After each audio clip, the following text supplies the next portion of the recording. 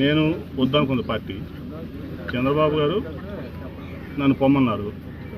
ఇంకా నేను ఉండడం అనేది కరెక్ట్ కాదు, మంచిది కాదు, మంచి పరిణామం కాదు. అందుకని ముందు వెళ్ళి స్పీకర్ గారు అపాయింట్మెంట్ పెట్టాం.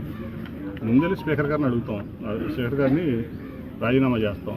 ఆయనతో అదే రోజు ఆమోదింపు చేసుకుని అప్పుడు పార్టీకి రాజీనామా చేస్తాం.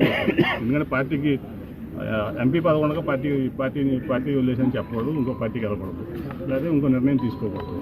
కాబట్టి అదే సోషల్ మీడియాలో పెట్టారు.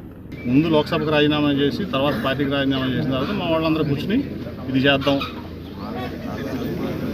అన్నదప్పుడు ఆ నిర్ణయం వాళ్ళ నిర్ణయమే నా నిర్ణయం, నా సొంత నిర్ణయమే ఉండదు.